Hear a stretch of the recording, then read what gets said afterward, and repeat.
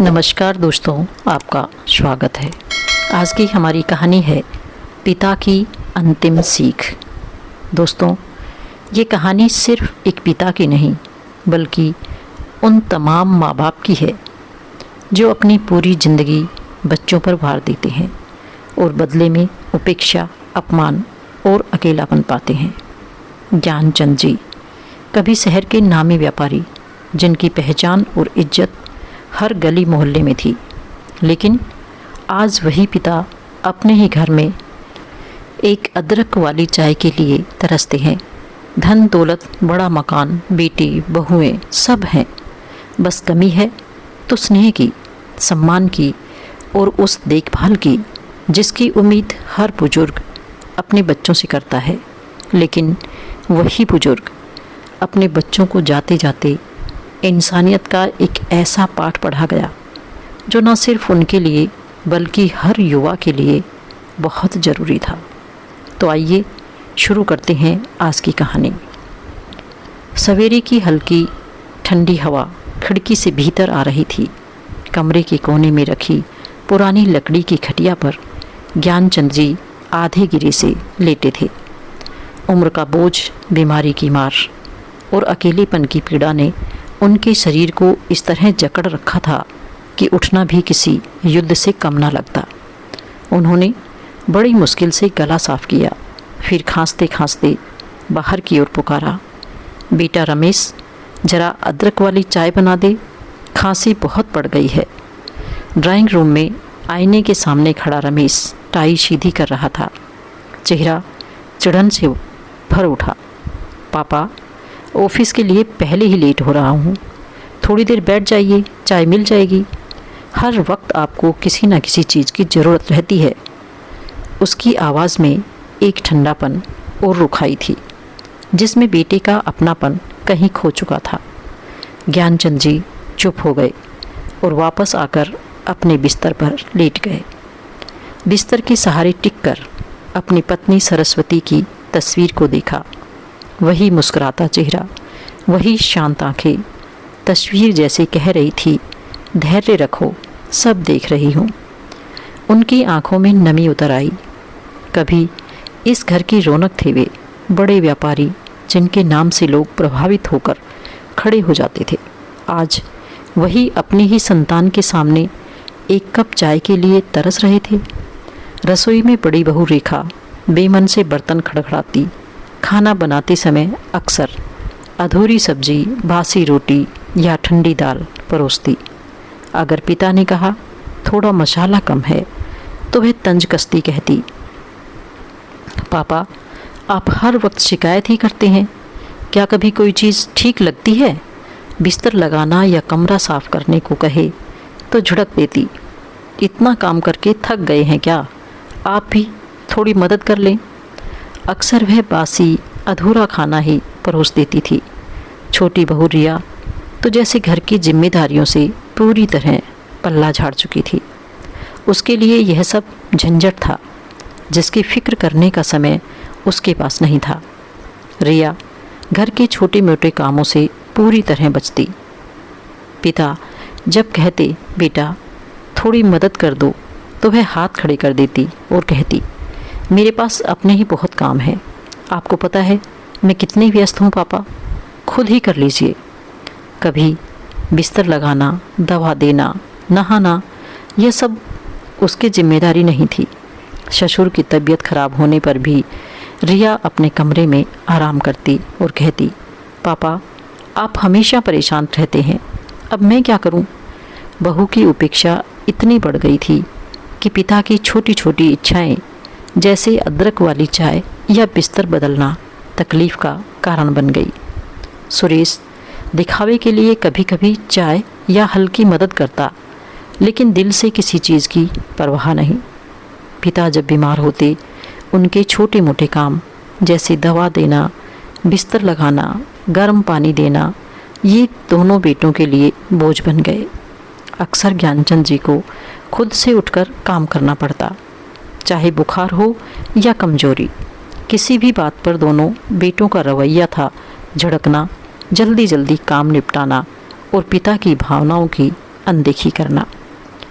इन सब व्यवहारों से ज्ञानचंद जी का स्वास्थ्य और मानसिक स्थिति लगातार बिगड़ती गई।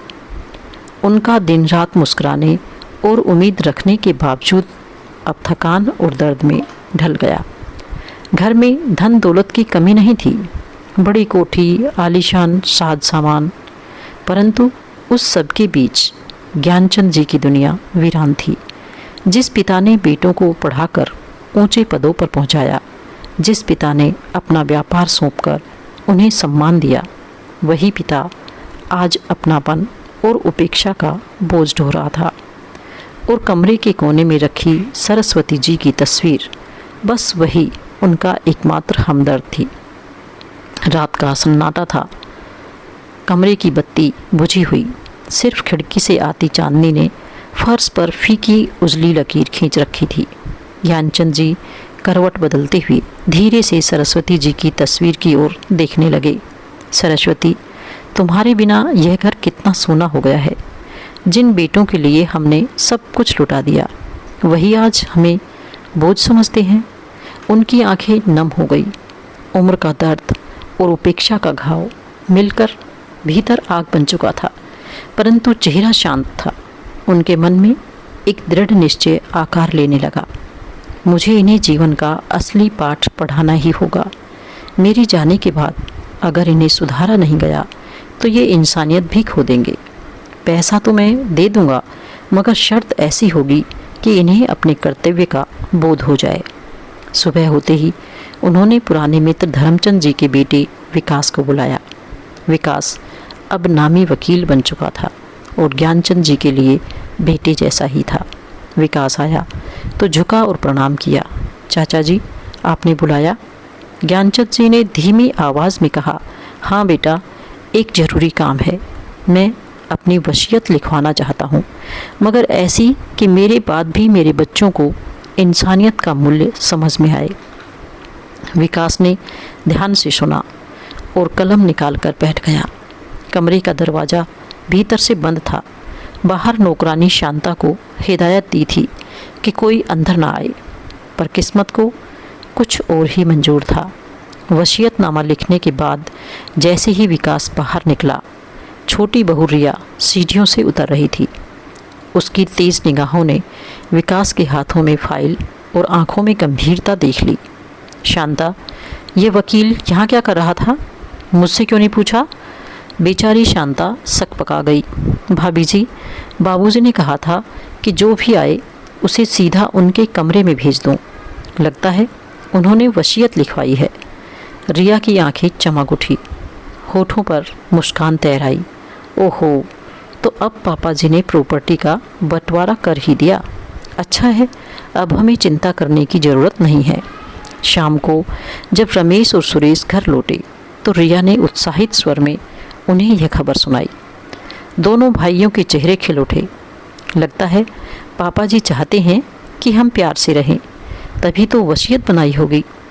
उस रात पहली बार बहुएं रसोई में व्यस्त हो गई। रेखा ने गरम गरम सब्जी पकाई, रिया ने बेसन का हलवा बनाया। बेटों ने भी कमरे में जाकर पिताजी से बड़े प्यार से बातें की। रमेश ने नकली मुस्कान के साथ कहा, पापा जी आप आराम से रहिए, अब आपको किसी चीज़ की कमी नहीं होगी। सुरेश भी धीरे से बोला, जी हाँ पापा, अब आप हमारी जिम्मेदारी हैं। लेकिन यह सब दिखावा था, प्यार नहीं, लालच का खेल था। ज्ञानचंद जी सब देख रहे थे। उनकी थकी आंखें जैसे सब भांप रही थी। ये बदलाव सच्चा नहीं, मेरे फैसले की आहट मात्र है। दिन बीतते गए, वह घड़ी भी आ गई। कमरे के भीतर खाट पर लेटे ज्ञानचंद जी की सांसें हल्की हल्की टूट रही थी। उनकी आंखें छत पर टिकी थी और बगल में रखी सरस्वती जी की तस्वीर जैसे उन्हें अपने ओर बुला रही थी। अंतिम क्षण में होठ हिले, हे भगवान, मेरे बच्चों को सही राह दिखाना। और फिर शांति छा गई। घर भर में एक पल को सन्नाटा फैल गया, परंतु अगले ही क्षण बेटे बहुओं की चहल पहल शुरू हो गई। रमेश ने चेहरा पकड़कर नकली शिकस्कियाँ भरी, ओह पापा, आप हमें अकेला छोड़ गए। सुरेश जोर जोर से विलाप करता रहा ताकि मोहल्ले वाले सुन लें। रेखा और रिया आंचल से आंखें पोंछती रही, पर अंदर से चारों के दिल में अजीब सा हल्कापन था। अच्छा हुआ, अब सेवा शुश्रूषा का बोझ नहीं और वसीयत भी बन चुकी है। बस अब तो सब हमारा है। 10 दिनों तक घर में शोक का ढोंग चलता रहा। मेहमान आते, रिश्तेदार सहानुभूति जताते और दोनों बेटे दुनिया के सामने खुद को आज्ञाकारी पुत्र सिद्ध करने में लगे रहे। पर भीतर की लालसा अब और बढ़ चुकी थी। कब आएगा वह दिन जब वकील वसीयतनामा पढ़ेगा? पिताजी को वसीयत बनाने की ज़रूरत क्यों पड़ी? उन्होंने वसीयत में क्या दिखाया होगा? यह सब उनके दिमाग को परेशान किए जा रहा था। 11वें दिन सुबह जब 13वीं की तैयारियां शुरू ही हुई थी, वकील विकास गंभीर चेहरे के साथ घर पहुंचा। उसके हाथों में लाल फाइल थी, वही फाइल जिसमें ज्ञानचंद जी की आखिरी इच्छा लिखी थी। रमेश और सुरेश ने एक दूसरे की ओर देखा। होठों पर हल्की मुस्कान आ गई। लो, अब मज़ा आएगा। इतने सालों की मेहनत रंग लाई। आखिरकार पापा जी की सारी दौलत हमारी होगी। रिया तो और भी आगे बढ़ गई। वकील साहब, दीजिए फाइल हमें, हम खुद पढ़ लेंगे। विकास ने ठंडी मुस्कान के साथ सिर हिलाया। नहीं, इसमें कुछ बातें हैं जिन्हें मुझे स्वयं पढ़कर समझाना है। चाचा जी ने यही आदेश दिया था। कमरे में हल्की बेचैनी छा गई। दोनों बेटे अधीर होकर कुर्सियों पर बैठे। बहुएं चुपचाप दीवार से टिक गईं। सबके चेहरों पर उत्साह साफ झलक रहा था, मानो उन्हें किसी इनाम की घोषणा सुननी हो। लेकिन उन्हें क्या पता था कि कुछ ही क्षणों में यह उत्साह उनके पैरों तले जमीन खिसका देगा। कमरे में एक गहरी खामोशी थी। सबकी निगाहें विकास पर टिक गई थी। उसके हाथों में लाल फाइल थी और उसकी आवाज़ में वही दृढ़ता थी जो किसी अंतिम आदेश को पढ़ते समय होती है। विकास ने कागज़ खोला और गंभीर स्वर में पढ़ना शुरू किया। मैं ज्ञानचंद स्वस्थ मस्तिष्क से यह वसीयतनामा लिख रहा हूँ। मेरे दोनों बेटे रमेश और सुरेश मेरे उत्तराधिकारी होंगे। शहर की चारों दुकानें 2-2 करके दोनों बेटों में बराबर बांटी जाएगी। यह मकान ऊपरी मंजिल रमेश की और निचली मंजिल सुरेश को। गांव की ज़मीन और खेत बराबर हिस्सेदारी में दोनों को मिलेंगे। रमेश और सुरेश के चेहरे चमक उठे। रेखा और रिया ने राहत की सांस ली। बस अब सारा इंतजाम हमारा हो गया। पर तभी विकास ने रुककर गला साफ किया। उसकी नज़रें तेज हो गई, मानो असली बात अब शुरू हो। लेकिन इन सब के साथ एक शर्त है। पूरा कमरा चौंक गया। रमेश ने अधीर होकर पूछा, शर्त? कैसी शर्त? प्रॉपर्टी तो हमारी ही है, फिर शर्त कैसी? विकास ने कागज़ से नज़र हटाकर दोनों बेटों की आंखों में सीधी नज़र डालते हुए पढ़ा। मेरी यह संपत्ति तभी मेरे बेटों के नाम होगी जब वे दोनों भाई लगातार 15 दिन तक एक वृद्ध आश्रम में रहकर सेवक का काम करेंगे। उन्हें वहाँ रहकर बुजुर्गों की सेवा करनी होगी। उनका दर्द समझना होगा। उनका खाना, दवा, बिस्तर सब संभालना होगा। यदि वे यह करने से इनकार करते हैं या सेवा में असफल रहते हैं तो मेरी समस्त संपत्ति उसी वृद्धाश्रम के नाम कर दी जाएगी। और विकास ने फाइल बंद कर दी। कमरे में सन्नाटा छा गया। रमेश और सुरेश के चेहरे पीले पड़ गए। रेखा और रिया एक दूसरे को देखने लगी। जिन्हें लगा था कि आज सोने की चिड़िया उनके पिंजरे में आ जाएगी, उन्हें अब लग रहा था कि पिंजरा तो है मगर चिड़िया अभी दूर उड़ रही है। रमेश गुस्से से बड़बड़ाया, ये क्या मजाक है? पापा जी ने हमें नौकर बना दिया। सुरेश ने कसमसाते हुए कहा, वकील साहब, ये तो नामुमकिन है। हम ऑफिस जाते हैं, नौकरी करते हैं, ऐसे कैसे आश्रम में? विकास ने दृढ़ स्वर में कहा, नामुमकिन कुछ नहीं है। यह आपके पिता का अंतिम आदेश है।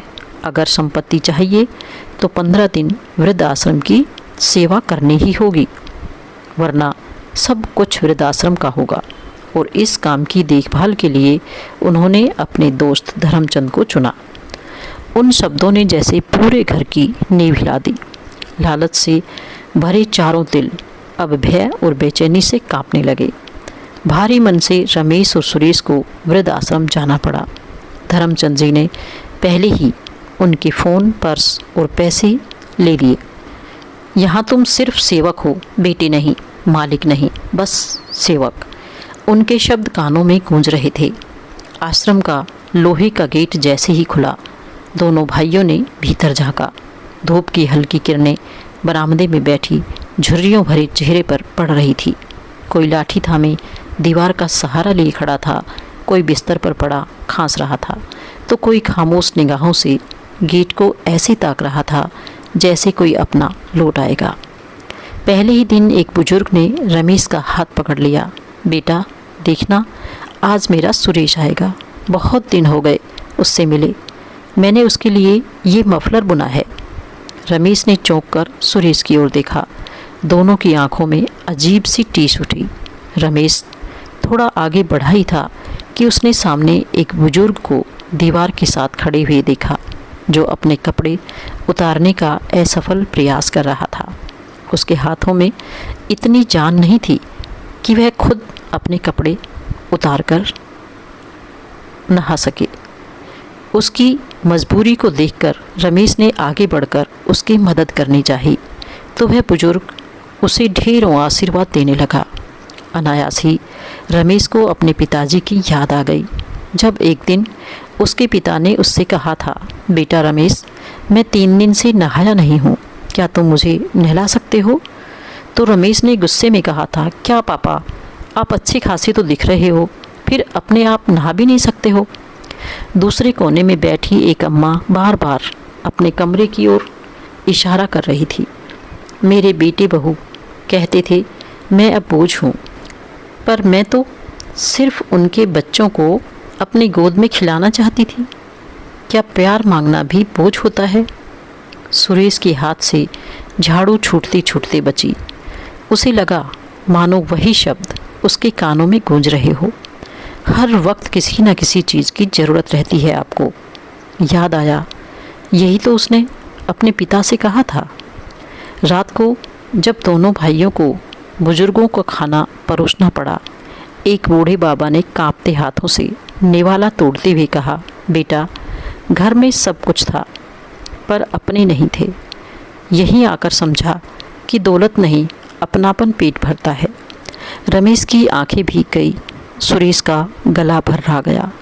उनके सामने मानो पिता ज्ञानचंद जी का चेहरा आ खड़ा हुआ हो, बुखार में कांपते, मदद मांगते और बेटी बहुओं की बेरुखी सहते हुए। रमेश आंखें पोंछते हुए सुरेश से फुसफुसाकर कहने लगा, भाई हमने तो वही किया जो इन सबके बच्चों ने किया। हमने पापा को कितनी तकलीफ़ दी। सुरेश सिर झुकाकर बोला, काश ये सब समझने से पहले पापा हमें छोड़कर ना गए होते। वृद्ध आश्रम के आंगन में जब शाम को ठंडी हवा बहती तो कई बुजुर्ग अपने अपने अनुभव सुनाते। एक बाबा कांपती आवाज़ में कहते, मेरे बेटे ने कहा, पापा आप घर में रहते हैं तो जगह कम पड़ती है। सोचो जरा, अपने ही घर में बाप को जगह कम पड़ गई। पास बैठी अम्मा की आंखें नम हो जाती है। मेरी बहू कहती थी, सासू माँ आपकी दवा दारू बहुत खर्च करा देती है। बेटा चुप रहता, बोलता भी क्या, उसकी नज़रों में भी मैं बोझ थी। फिर धीरे से एक बुजुर्ग जो बिस्तर से उठ नहीं सकते थे, भर्राए गले से बोले, बच्चे कहते थे, पापा आपको बाथरूम ले जाना बड़ा झंझट है। सो एक दिन उन्होंने मुझे गाड़ी में बैठाया और यहाँ छोड़ आए। उनकी ये बातें सुनकर रमेश और सुरेश का कलेजा मरोड़ने लगा। हर वाक्य मानो उनके अपने पापों की गवाही दे रहा हो, जैसे वही शब्द, वही उपेक्षा उन्होंने भी अपने पिता ज्ञानचंद जी को दी थी। वृद्ध आश्रम की वो 15 दिन जहाँ उन्होंने थालियाँ उठाई, झाड़ू लगाया, बुजुर्गों की दवाई खिलाई, उनकी हर करहा, हर उम्मीद ने दोनों भाइयों की रूह हिला दी। वे अब बेटे से पहले इंसान बनने लगे थे। वृद्धाश्रम में 15 दिन मानो वर्षों का आईना उनके सामने खड़ा हो गया था। जहाँ पहले दोनों भाई झुंझलाकर काम करते थे, अब वही पूरे मन से बुजुर्गों की सेवा करने लगे। रमेश सुबह अम्मा को उठाकर बड़ी नरमी से कहता, अम्मा जी आइए, मैं आपको सहारा देता हूँ। और सुरेश रात में चारपाई के पास बैठकर किसी बुजुर्ग से उसका हालचाल पूछता और उसे खुश करने की कोशिश करता। उनके भीतर का कठोर आवरण धीरे धीरे पिघल रहा था। उनके चेहरे पर अब दिखावे की मुस्कान नहीं, बल्कि करुणा और पश्चाताप की सच्ची झलक थी। और जब रात का सन्नाटा छा जाता तो दोनों भाई अपने कमरे के अंधेरे में फूट फूट कर रोते। रमेश बिलखते हुए कहता, भाई याद है पिताजी ने एक दिन मुझसे चाय मांगी थी और मैंने झड़क दिया था। काश उस दिन मैंने उन्हें प्यार से चाय बना दी होती। सुरेश की आंखों से आंसू बहते रहे। हम तो समझते थे पिताजी हमारी जिंदगी के बोझ हैं, पर आज देख रहा हूँ कि असली सहारा तो वही थे। काश काश वो हमें माफ़ कर पाते। उनके दिल में एक ही टीस गूंजती रही, धन तो मिल जाएगा पर पिता का साया कभी वापस नहीं आएगा। रेखा और रिया को भी वृद्धाश्रम में रहना पड़ा। शुरुआत में वे इसे मजाक समझ रही थी। रेखा बर्तन फटाफट धोती, अधूरी सब्जी परोसती और खुद शिकायत करती, ये बुजुर्ग तो बस शिकायत करते रहते हैं, हम क्यों उनके पीछे दौड़ें।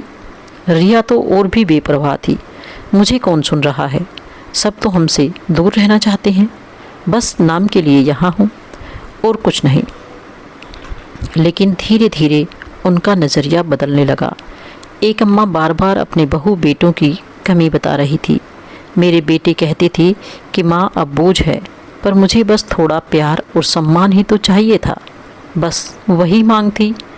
रिया की आंखें नम हो गई। क्या हम भी अपने ससुर जी के साथ ऐसा ही नहीं कर रहे थे? उसकी आवाज़ कांप रही थी।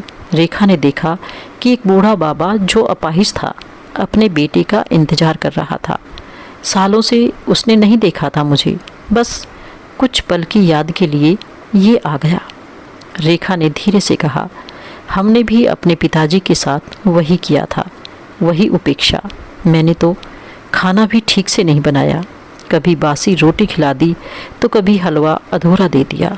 और एक दिन जब दोनों बहुएं बुजुर्गों के लिए चाय नाश्ता ले जा रही थी, बूढ़ी अम्मा ने हाथ पकड़कर कहा, बेटियों आपकी सेवा देखकर लगता है अब भी इंसानियत बची है, पर सच बताऊं, यह सेवा और प्यार हमेशा देनी चाहिए, सिर्फ संपत्ति के लिए नहीं। रेखा और रिया एक दूसरे को देखकर हक्का बक्का रह गई। अंदर ही अंदर घुटती हुई शिकायतें, लालच और स्वार्थ का भंवर जैसे टूट गया। उनकी आंखें नम थी और दिल में पहला सच्चा पश्चाताप जन्म ले रहा था। रेखा फुसफुसाई, हमने भी अपने ससुर जी के साथ क्या क्या किया। अब समझ आ रहा है कि असली कर्तव्य सिर्फ सेवा करना है, दिखावा नहीं। रिया ने सिर झुकाकर कहा, कितना दर्द सहा होगा पापा ने, और हम बस लालच में खुश थे। अब हमें सब बदलना होगा। 15 दिन की सेवा यात्रा आखिरकार पूरी हो गई। रमेश और सुरेश, रेखा और रिया चारों अब पहले जैसे नहीं रहे। चेहरे पर थकान और हाथों में छोटे मोटे कट, पर दिल में भारी सुकून था। उनकी आंख अब सचमुच समझ रही थी कि सेवा ही असली धरोहर है। विकास और धर्मचंद जी वृद्ध आश्रम में पहुँचे। दोनों भाइयों ने हाथ जोड़कर झुकते हुए कहा, वकील साहब आपने हमारी आंखें खोल दी। हमें अब संपत्ति नहीं चाहिए, बस हमें अपने पिताजी की माफ़ी चाहिए। हमें अपने किए पर पछतावा है। विकास ने गंभीरता से फाइल खोलकर वसीयतनामा सौंपा। यह सब आपके पिता की आखिरी सीख थी। उन्होंने आपको धन ही नहीं दिया, बल्कि इंसानियत की सच्ची विरासत दी है। यह विरासत आपके जीवन की नींव बनानी है। बेटों की आंखों में आंसू थे। रेखा और रिया भी उन बुजुर्गों की सेवा के अनुभव से बदल चुकी थी। अब वे समझ चुकी थी कि दिखावा और लालच क्षणिक है, पर सेवा और स्नेह का महत्व हमेशा बना रहता है। रमेश ने धीरे से कहा, हम समझ गए, पापा की दौलत से बड़ी दौलत उनके प्यार और उनकी सीख की थी। अब हम इसे अपने जीवन का मार्गदर्शन बनाएंगे।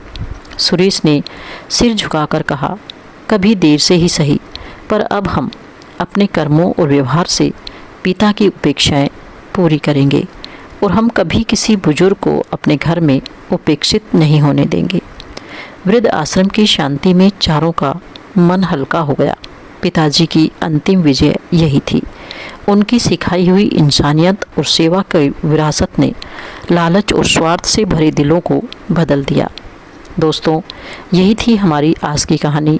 आपको कैसी लगी कमेंट करके ज़रूर बताएं और यदि आप मेरे चैनल पर नए हैं तो इसे सब्सक्राइब करके बेल आइकॉन को ज़रूर दबाएं ताकि आने वाली वीडियो का नोटिफिकेशन आप तक पहुंचता रहे।